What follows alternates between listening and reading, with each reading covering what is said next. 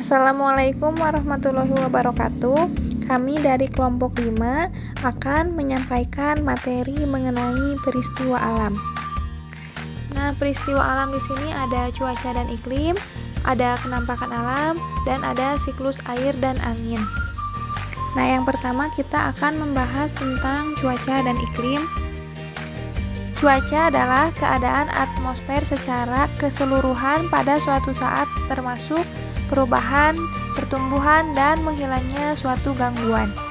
Sedangkan iklim adalah sintesis kejadian cuaca selama kurun waktu panjang yang secara statistis dapat dipakai untuk menyatakan nilai statistik, misalnya nilai rata-rata, variasi yang berbeda dengan keadaan pada setiap saat.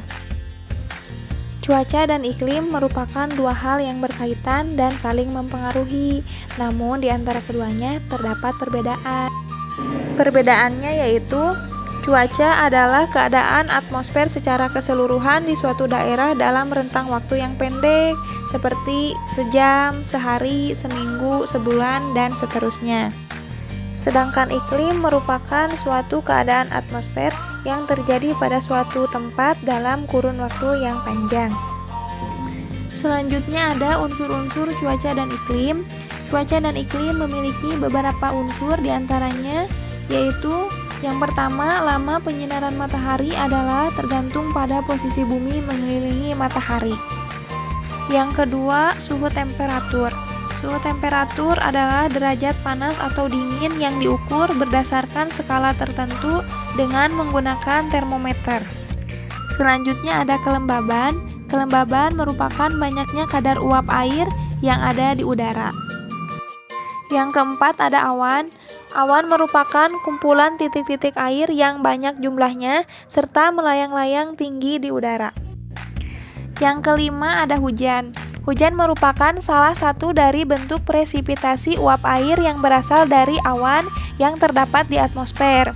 Yang keenam ada angin. Angin merupakan gerakan atau perpindahan massa udara dari suatu tempat ke tempat lain secara horizontal. Selanjutnya ada jenis-jenis cuaca. Yang pertama ada cuaca cerah.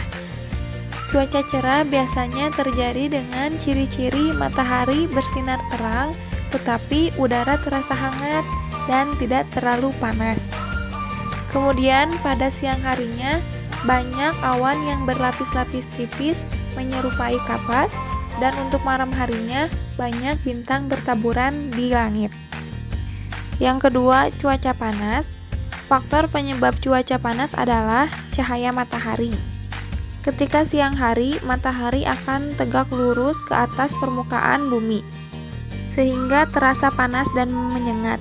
Kemudian faktor selanjutnya adalah ketinggian. Jadi, semakin tinggi suatu tempat atau wilayah, suhu udara akan semakin turun. Yang ketiga ada cuaca berawan. Cuaca berawan adalah kondisi cuaca di saat banyak awan terlihat di langit. Kemudian cahaya matahari ditutupi oleh awan sehingga suhu udara tidak terlalu panas. Yang keempat ada cuaca dingin. Cuaca dingin adalah keadaan cuaca di suatu daerah dengan tingginya tingkat kelembaban udara, ditambah dengan suhu udara yang rendah dan meningkatnya angin yang bertiup kencang. Yang kelima ada cuaca hujan. Cuaca hujan adalah kondisi cuaca di saat banyak uap air di lapisan atmosfer. Nah, selanjutnya ada perubahan iklim. Perubahan iklim adalah perubahan yang disebabkan secara langsung dan tidak langsung oleh perubahan aktivitas manusia yang menyebabkan komposisi atmosfer secara global. Ada 3 jenis iklim yang mempengaruhi Indonesia, diantaranya yaitu iklim musim, iklim tropis, dan iklim laut. Selanjutnya ada pengaruh cuaca dan iklim pada peristiwa alam. Perubahan iklim mengakibatkan efek yang luas bagi lingkungan hidup, sektor-sektor penghidupan yang meliputi sumber air, keamanan pangan, penyakit menular, keberagaman hayati, dan kelestarian wilayah pantai. Nah, itulah sekilas mengenai cuaca dan iklim. Kemudian selanjutnya kita akan membahas tentang kenampakan alam. Kenampakan alam adalah bagian permukaan bumi yang dapat kita lihat secara langsung. Kenampakan alam di Indonesia ini sangat beragam. Nah, apa saja sih jenis-jenis kenampakan alam yang ada di Indonesia? Kenampakan alam terbagi menjadi dua bagian. Yang pertama, kenampakan alam yang berada di daratan, dan yang kedua, kenampakan alam yang berada di perairan. Kenampakan alam yang berada di daratan ada dataran rendah, dataran tinggi, lembah, perbukitan, pegunungan, dan gunung. Kenampakan alam yang berada di perairan ada pantai, sungai, danau, selat, laut, rawa, dan samudra. Selanjutnya ada pengaruh kenampakan alam pada peristiwa alam. Ada 3 pengaruh kenampakan pada peristiwa alam.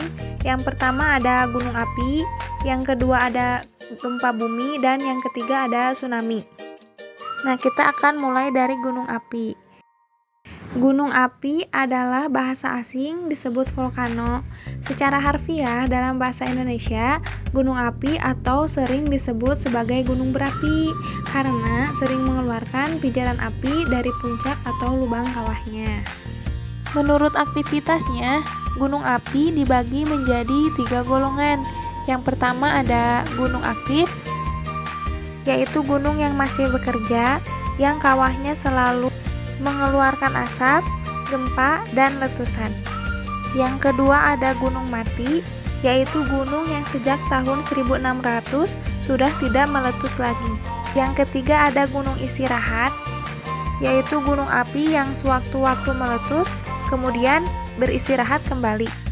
Adapun bagian-bagian dari gunung api, yang pertama ada kaldera.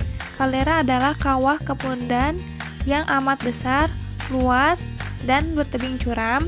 Yang kedua ada sil, yaitu magma yang masuk antara 2 lapisan bahan sedimen. Yang ketiga ada lakolit, yaitu magma yang masuk di antara batuan sedimen. Yang keempat ada batolit, yaitu magma yang menembus lapisan batuan dan membeku di tengah jalan. Ada bahan-bahan yang dikeluarkan oleh aktivitas gunung berapi.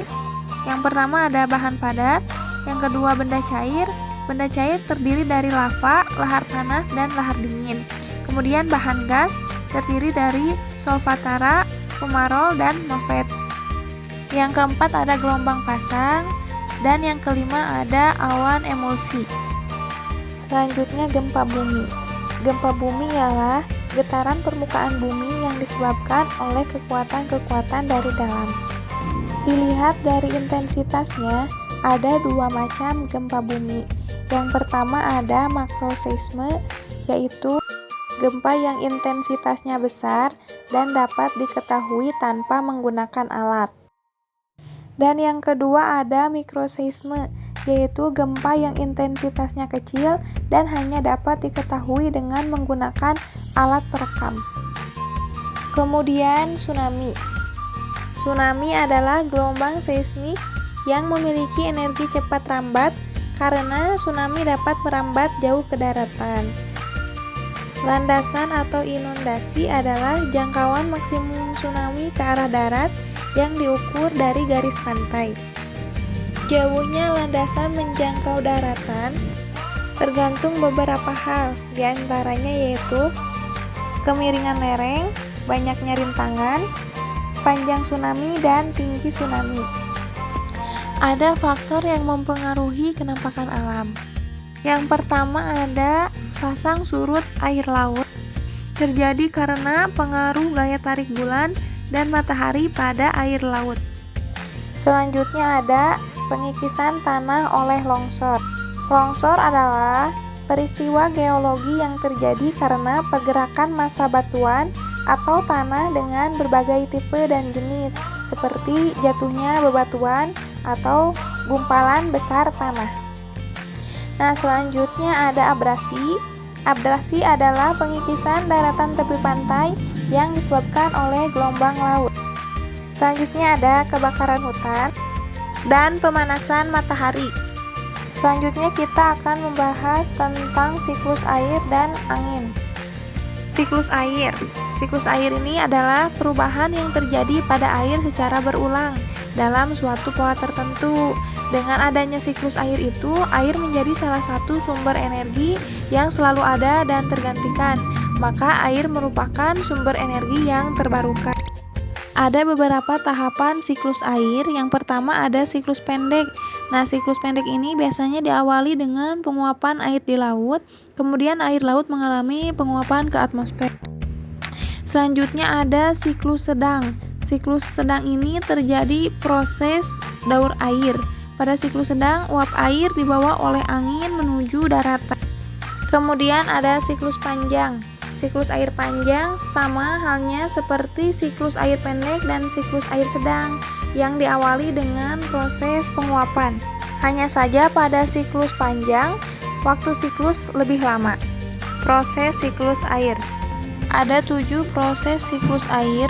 Yang pertama ada evaporasi, yaitu proses penguapan air dari tubuh perairan darat seperti sungai, waduk, danau, dan rawa, serta perairan lautan. Yang kedua ada transpirasi, yaitu penguapan air dari tumbuh-tumbuhan.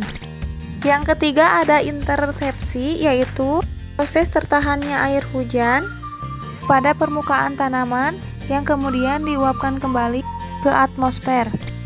Yang keempat ada evapotranspirasi, yaitu penggabungan penguapan dari proses evaporasi dan transpirasi. Yang kelima ada kondensasi, yaitu perubahan wujud benda dari gas menjadi cair.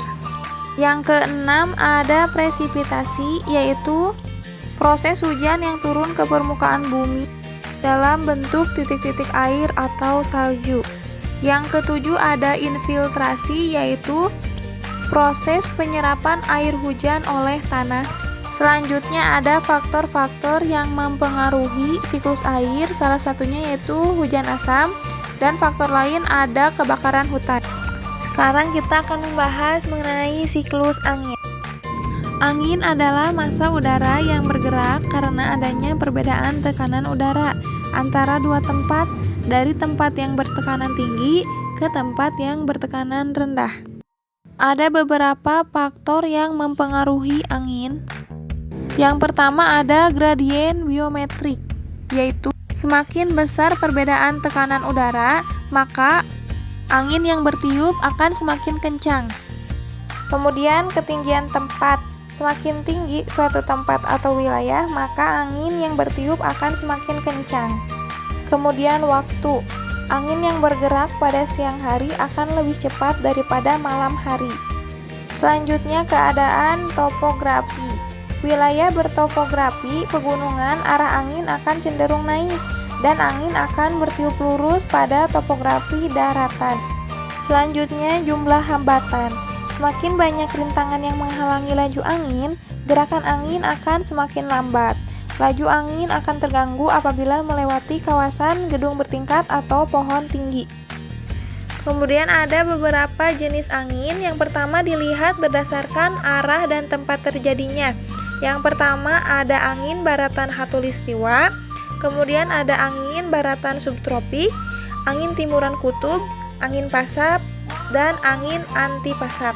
Kemudian dilihat dari tempat berhembusnya, ada angin darat, angin laut, angin lembah, dan angin gunung. Kemudian berdasarkan waktu terjadinya, ada angin muson barat dan angin muson timur. Dan selanjutnya berdasarkan pergerakan angin, ada angin siklon dan angin antisiklon. Selanjutnya gejala yang disebabkan oleh angin. Yang pertama ada angin puting beliung. Angin puting beliung menurut data meteorologi, puting beliung adalah sebuah kolom udara yang berputar dengan kencang. Selanjutnya angin tornado. Di lintang tinggi angin tornado terjadi pada musim semi dan musim panas.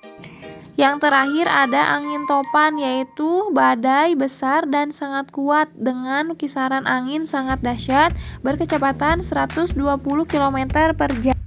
Nah, itulah penjelasan mengenai peristiwa alam. Mohon maaf bila ada kekurangan. Terima kasih. Wassalamualaikum warahmatullahi wabarakatuh.